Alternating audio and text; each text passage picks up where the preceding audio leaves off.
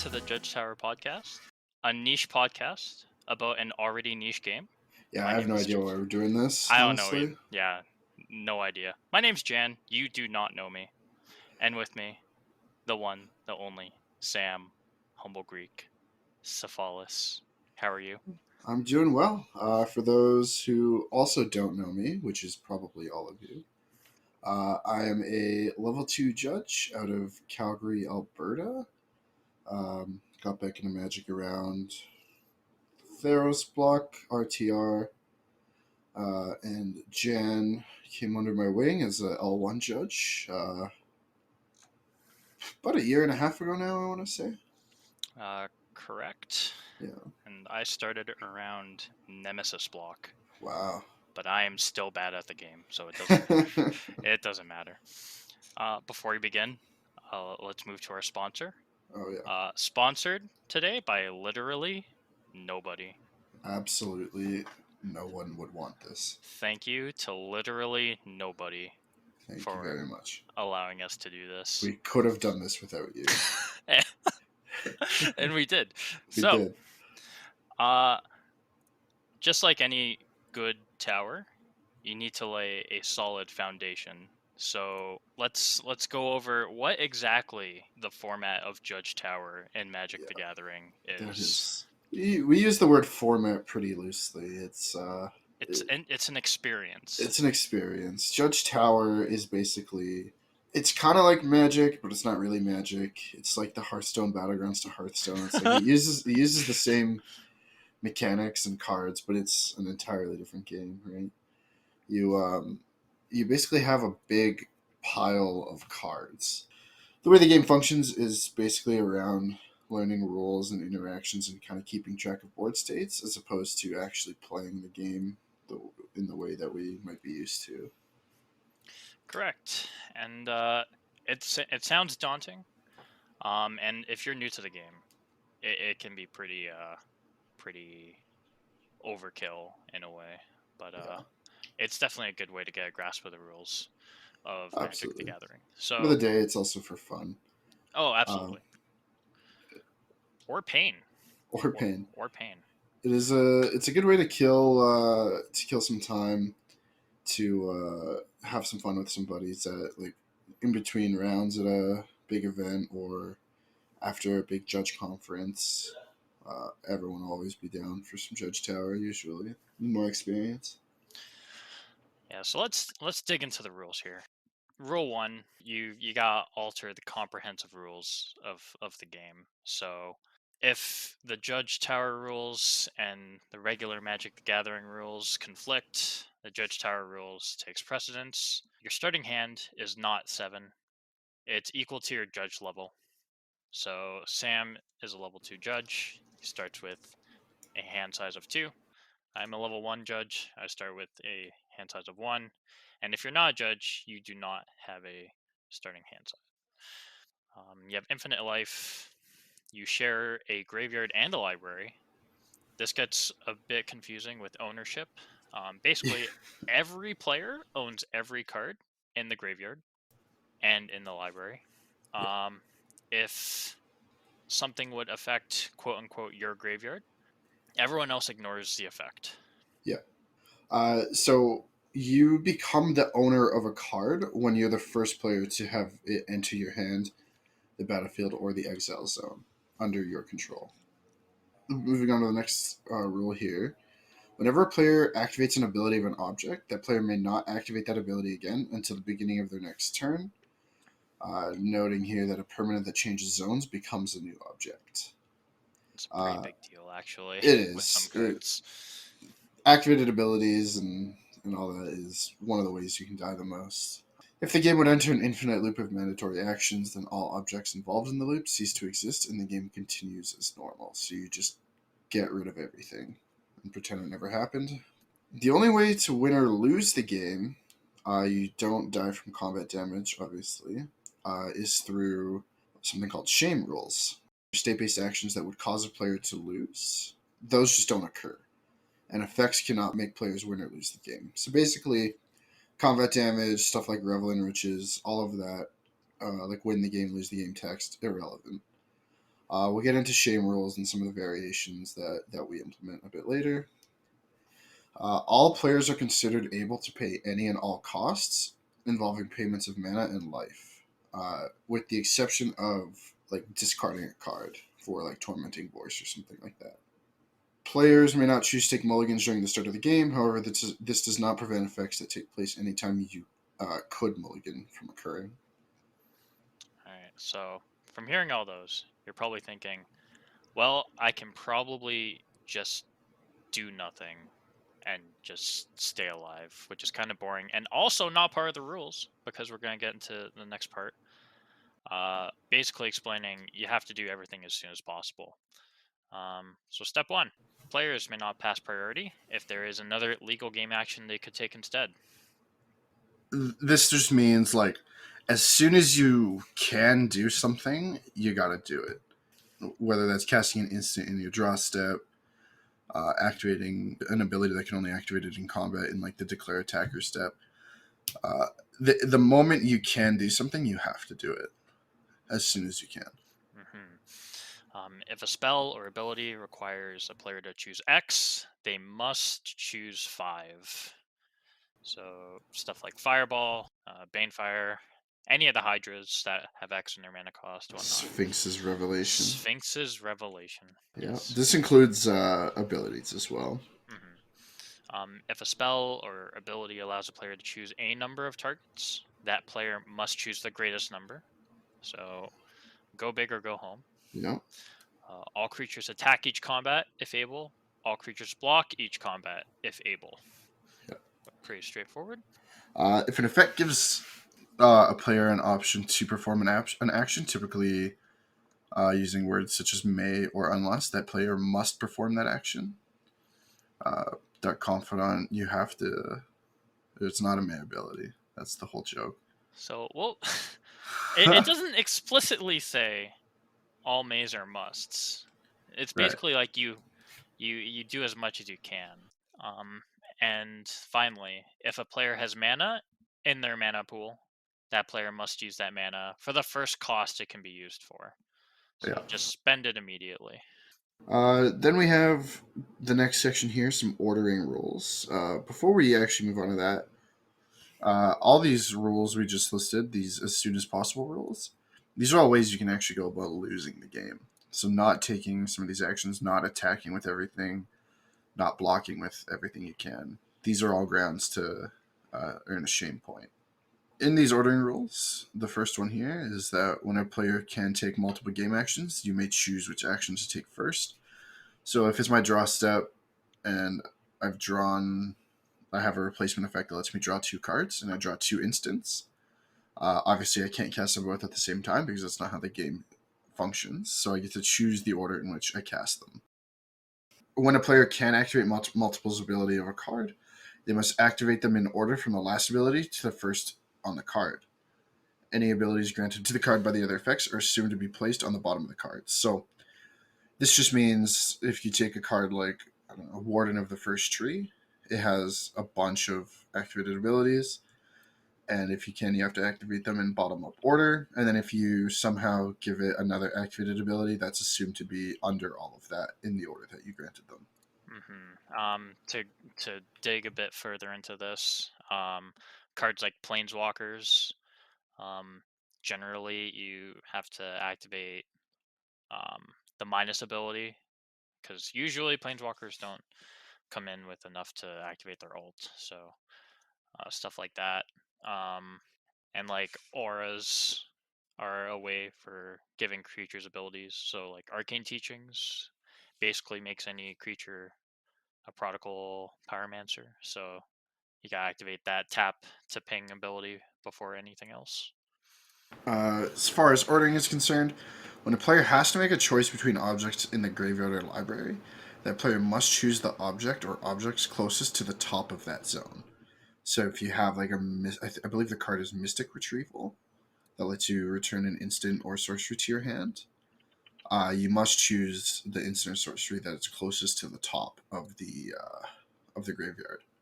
All right. So now we move on to the shame rules. Number one, the shame counter starts at 0. Yeah, so basically the way shame counters work is if you violate a rule of either the Judge Tower rules or the Magic Comprehensive rules, that an object related to the violation is moved into that player's anti zone and becomes part of the group of objects known as the shame pile. Basically, the quote anti zone just holds all the cards that you that got you, and it works as like a counter almost. Like you, that's how you keep track of the amount of shame points you have. It becomes a part of the group of objects known as the shame pile. Yeah, increment the shame counter by one. So, like I said, you can just use the cards to track them. If multiple players break a rule of a single card, then the player closest to the active player places that card into his or her shame pile, and all other players who broke the rule place a shame token into their shame pile. A shame token has no types, no name, and no abilities. It does not cease to exist until all players stop playing. Then you increment the shame counter by one for each player who broke the game rule. If a player misrepresents free or derived information, that player places a shame token into their shame pile, and you increment the shame counter by one. If you misspeak about like how many cards you have in your hand, that is a shame token into your shame pile there. Just like in real magic, where we give out warnings or more severe effects. Lastly, or second lastly, I should say, when the shame counter is equal to or greater than the number of players times four. So if you have four players, it's 16. Then you basically reset the game. You move everything into exile. All objects in each player's shame pile remain with that player. The shame counter resets to zero. Each player draws a new opening hand, and the player who is seated to the left of the previously active player becomes the new active player. The players go through the pregame procedures, and then they begin to play normally. So that's just a way, like, if things kind of are getting too crazy, it's just everything blows up, and you just kind of start over. Hmm. It And then lastly, for real this time, if a player would earn a shame counter, they do not receive it until all other players point it out with an explanation as to why. And that's just part of the learning process right there. Yeah, absolutely. And to end the game, if you would try and draw from the empty library instead, the game would end, and then the winner is the person with the fewest number of objects in their shame zone. So Oof, that's a lot of rules. yeah. All right, let's Uh, maybe we can like do a summary of that. yeah. So basically, you drawing cards, you have access to like every cost that you could pay, um, and your goal is to do everything as soon as you can, without committing any sort of game infractions or breaking any of the Judge Tower rules. Uh, in this quote format, stuff like drawing cards and all that is actually a detriment. You want the least amount of stuff going on as possible. You want none of that value, that sweet, sweet value. Uh, there are some rule variants. All the shame counter stuff is it kind of adds a lot to the game. Um, the way I typically have, or the way I learned to play it and the way I have played it is just that once you commit one of these infractions, whether that be a Judge Tower rule or a comprehensive rule, you just kind of sit out for the round until everyone has committed an error, and then you just restart the game. So you're not really keeping track until you get through the whole deck.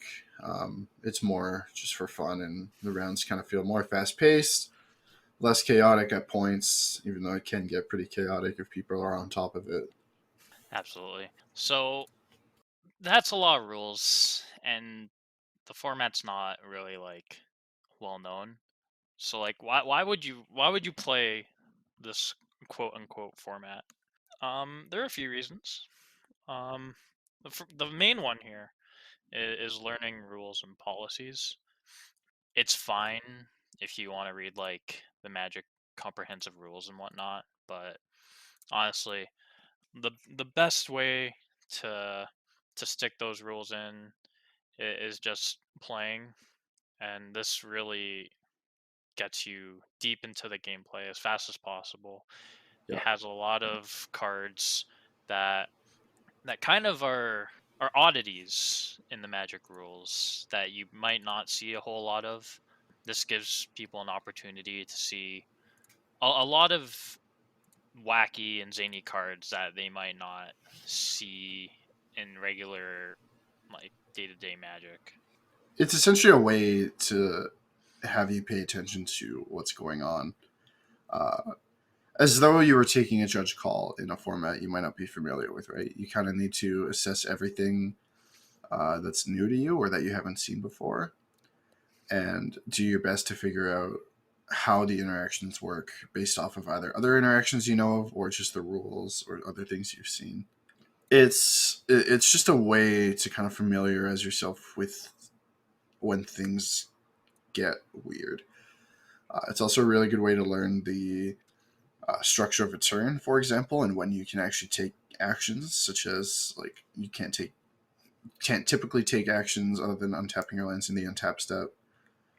You can't do things in the cleanup step unless something goes on the stack, right? Like Uh, Get Rog Monster is yeah, probably the cream of the crop when it comes to that kind of thing. Discard the hand size, and then suddenly you have a trigger on the stack, and you can do things on cleanup. yep, Um, Judge Tower also a great way to learn how to keep track of many different objects interacting at once. yeah. This is actually an extremely good way. It's not just for judges. If you're just a player looking to get better, Judge Tower is actually a really fine way of doing it. Um, Not missing your triggers, keeping track of interactions, seeing lines that you might not see. These are all things that you can get out of Judge Tower.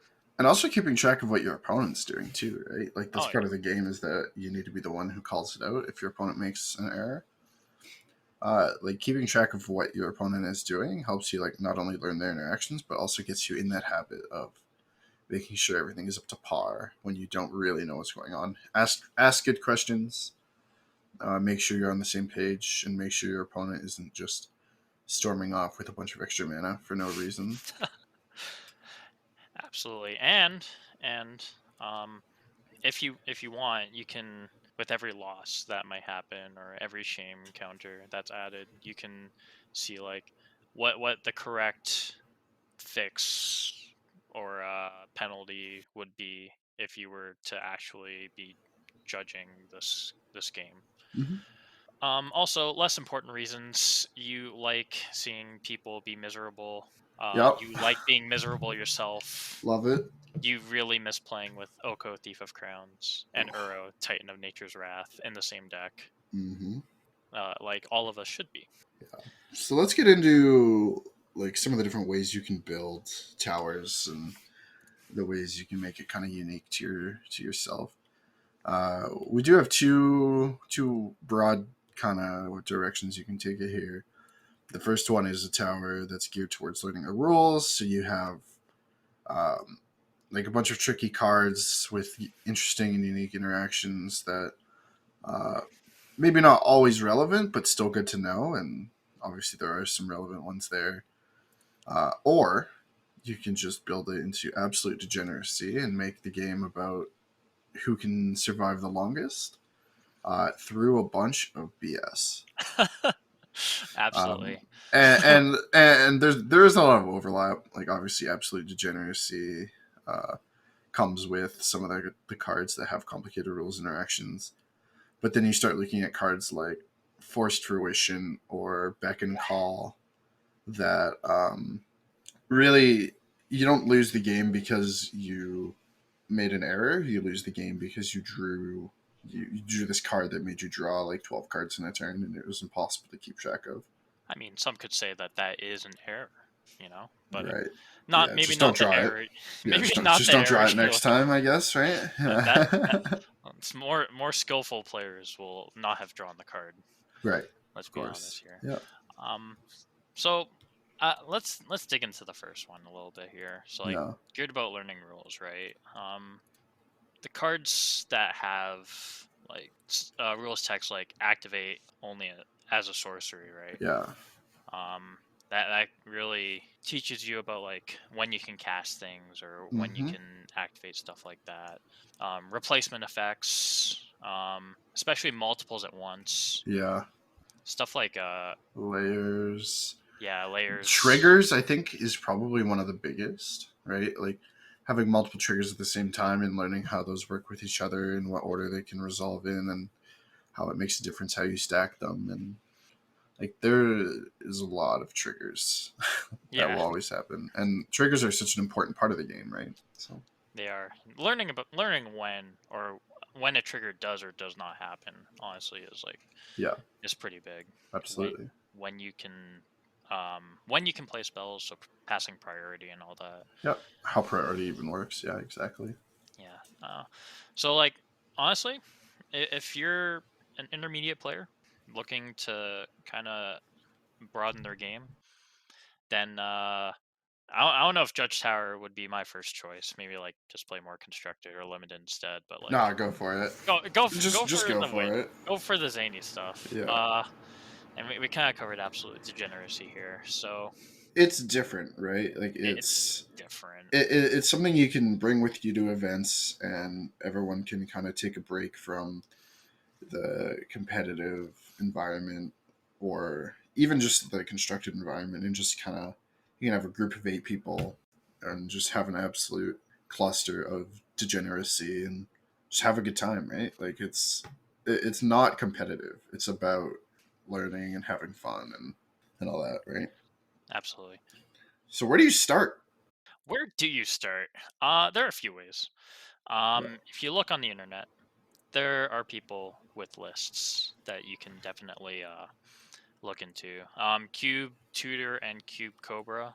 They're pretty big websites for obviously cubing. Cube Cobra over the years has grown pretty exponentially. Yeah. If you search up like Judge Towers on Cube Cobra, I'm Yeah. sure you'll find something. There's some on Reddit as well. Like I have one list Yes, online. It's not fully updated, but I think the best way, honestly, to start your own Judge Tower is just look through the cards you have for things that are interesting. You don't have to use anything expensive, right? Like scour your common boxes, scour common boxes at your LGS, right? Like just look for stuff that has a bunch of words on it. Don't you don't even have to read it. You just put it in there and see how it works, right? Like especially the old commons. yeah, Some of the old commons are incredibly wordy yeah, for like one small effect. It's like dead ringers or like ghastly demise. Those are yeah. both quite old cards. They both try and kill creatures, and they both don't make it easy on you. So stuff like that. If it has a bunch of words, read it, and if you have to read it again, might be a good one for your Judge Tower. Yep. If you feel invested, you can start buying quote unquote staples. There's no real staples, No, but there are cards that are expensive and also incredible in the format. Like riding the Dealey horse is an expensive card, but it is absolutely hilarious. it's also stuff like Mana Maze. Mana Maze, yeah, Not quite as not quite as expensive, but just as yeah, chaotic. And of course, everyone's favorite, Blind Obedience. yeah, yeah. Like when you're adding up, like when you're buying 100 cards for $1 or two each, right? That adds up really quickly. It does. So just keep that in mind. Don't overdo it, especially not right off the bat. Another thing you can do to make your Judge Tower unique is to add a theme of sorts. I know uh, one of the people we play with who has their own tower has like a Minotaur's theme. Another one has slivers. I have changelings, Yeah, I have a historic theme built around my drawing tower. cards. That's listen.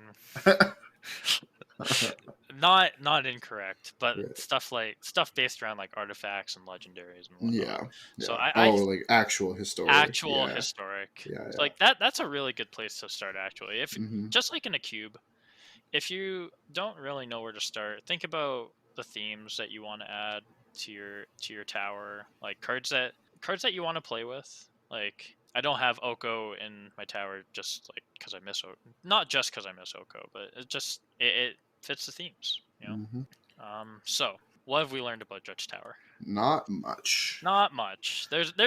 It's for a extremely niche format Yeah, in an already niche game. It's surprisingly deep. it Um, is. It is a lot of fun though. I do recommend at least giving it a shot. well, I think that wraps it Yeah, up with for our all first that, one. I think that concludes our episode 1. I do want to thank anyone who decides to listen to this. I also want to thank I want to thank you for not sponsoring us. Uh, Let's say, they might not sponsor us, but like, no, I hope if they not. want to find you, Yeah. where can they find you? If you want to find me, I am available on Facebook. I am in a lot of the judge groups on Facebook as well as Discord. I go by Humble Greek on Discord, Twitter, Instagram. Maybe not that last one, um, No. but I'm easy to track down. What about you, Jan? I'm a bit harder to track down, to be honest. I I do some stuff. You can find some of the stuff I do at drifterswithpencils.com. I haven't made stuff in quite a while, but maybe I'll get back into it. I also stream twitch.tv/Humble Greek. Yes, there we go. Uh, with all that, I think it is safe for us to sign off, and until next time. Have a good one.